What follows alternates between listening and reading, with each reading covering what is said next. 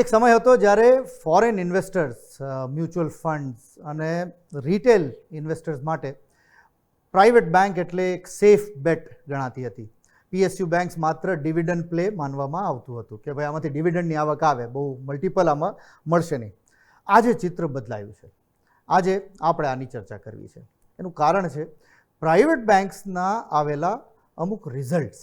સવાલ એ છે કે શું ભારતીય બેન્કિંગમાં ક્યાંક લીડરશિપ શિફ્ટ શરૂ થઈ ગઈ છે કે શું? 2018 સુધીના સમયને યાદ કરો.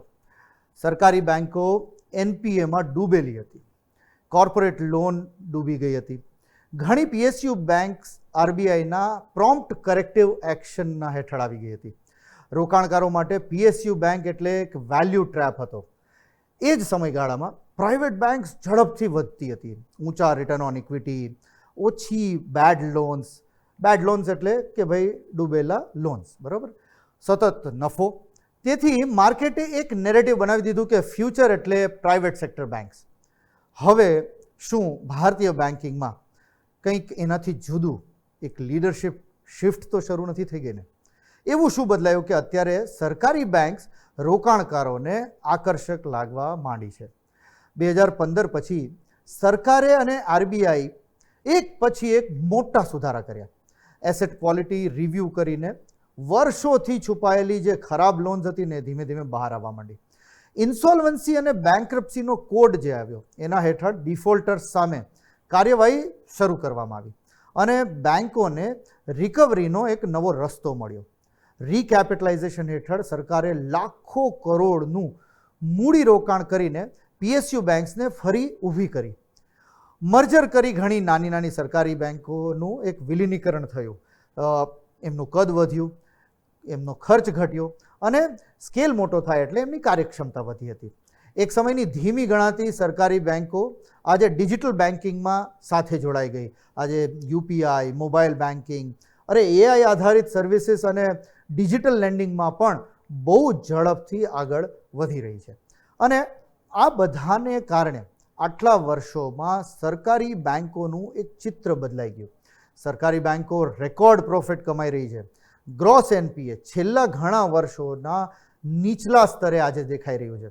Return on assets, return on equity, એમાં એક સતત સુધારો દેખાઈ રહ્યો છે. અને એને કારણે શું થાય કે ડિવિડન્ડ પણ મજબૂત આપવામાં આવી રહ્યા છે. અહીં એક પ્રશ્ન ઊભો થાય છે કે શું ક્યાંક પ્રાઇવેટ બેન્ક્સ તો નબળી નથી પડી રહી ને? તો એવું પણ નથી, પણ પડકારો વધી ગયા છે. સૌથી મોટો પડકાર જે છે એ ડિપોઝિટ વોરનો. આજે ભારતમાં લોનની માંગ જોરદાર છે, પરંતુ ડિપોઝિટ એટલી ઝડપથી વધી નથી રહી.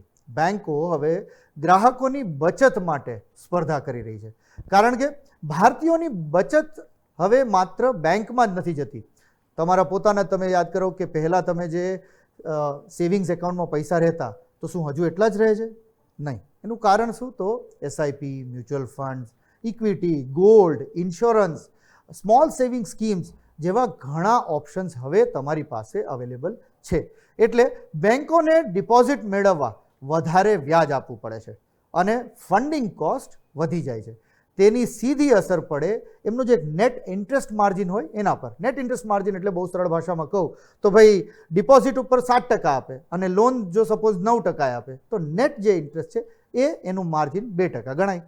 બેન્કો વચ્ચેનું આગામી યુદ્ધ તમે જુઓ તો અત્યારે એવું લાગે છે કે લોન માટે નહીં, ડિપોઝિટ માટે છે. 2015ની ક્રાઇસિસ હતી ત્યારે એનપીએ હતું કે ભાઈ નોન પરફોર્મિંગ એસેટ્સ વધી ગયા છે. 2030ની સૌથી મોટી ચેલેન્જ બની શકે છે ડિપોઝિટ મોબિલાઇઝેશન. જે બેંક સૌથી સસ્તા દરે ડિપોઝિટ મેળવી શકશે તે સૌથી સસ્તા દરે લોન આપી શકશે અને સૌથી વધુ નફો પણ કમાઈ શકશે. થોડું ટ્રિકી થઈ ગયું છે. હવે સવાલ એ છે કે આગામી દાયકાની વિનર બેંક આમાંથી કોણ? તેના માટે માત્ર પીએસયુ કે પ્રાઇવેટ હોવું એટલું પૂરતું નથી. જે બેંક પાસે સૌથી મજબૂત ડિપોઝિટ ફ્રેન્ચાઇઝી, સૌથી ઓછા એનપીએ અને સૌથી વધુ કાસા એટલે કરંટ એકાઉન્ટ, સેવિંગ્સ એકાઉન્ટ, અને પાછું એઆઈ અને ડિજિટલ બેન્કિંગમાં જે આગેવાની ધરાવતી હોય, જેની ફી ઇન્કમ અને ક્રોસ સેલિંગ એ વધુ હોય એની પાસેથી, તે જ બેંક આગામી દાયકાની એક લીડર બેંક બની શકશે એવું અત્યારે દેખાઈ રહ્યું છે. ભારતીય બેન્કિંગનો આ એક નવો અધ્યાય શરૂ થઈ રહ્યો છે.